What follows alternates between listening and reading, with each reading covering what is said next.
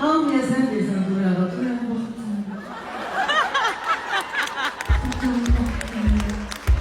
Biraz artık. Ama sen zaten çok çıkılırsan ben de geyik işlerim.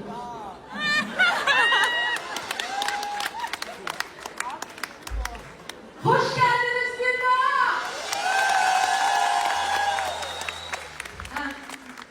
Benimki Niko'dur, Niko. Otur. Ben sana böyle burandan duyuyorsun. Peki seni. Səhər durmuşam, görürəm ki, mənim köməkçi qızım makyaj edir.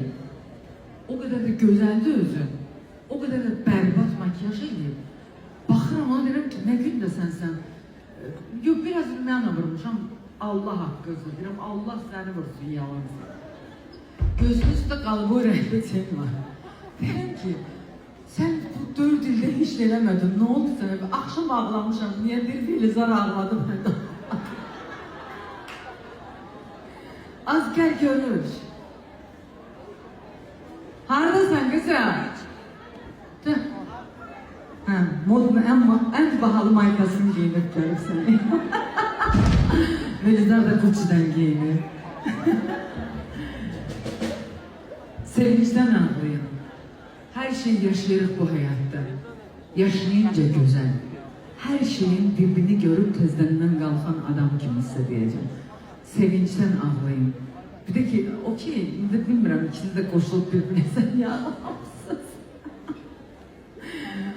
Ama size bir tane sözüm, size pul arası oluyorum. Pul! Valla! Bir sanmam olasınız, bir de pulunuz olsun. Onlar hamısı geldi gider şeylerdi. Deməli bizim evimizde bak səhər belə qalxmışam. Hələ ona rağmen özünə makyaj edir. Böyle daha güzelsen kızım. Gördün yüreğin yerine, ay Allah oturdumaz ya. Melisa, bence sen bir sene yakamsız vermeye koymalar. Çünkü şahide kız tapılmayacak. Ona göre. Maşallah, inşallah kimin arzusu var yerine yetsin. Ama özünüzü koruyun. Bunu hemşe bütün blogerlere de söylüyorum. Çünkü göz nefis diye bir şey var. Bir de her şeyin miktarında her şeyi etseniz her yerde olacaksınız. Her yerde. Maşallah bugüne. Dolsun mu yüreğinize sevgi? Cemaati öldürüp bu. Sonra dedim ben ne dedim ki? Neyine dedim ki diyor. Sakitçe dedim.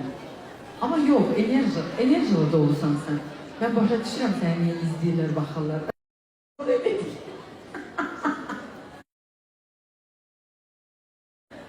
Allah size ona göre saç vermeyin diye minnetçe. Ama belki de başka cür olsaydı hele böyle olmazdı. Böyle daha şirin. Ata yadigarıyla da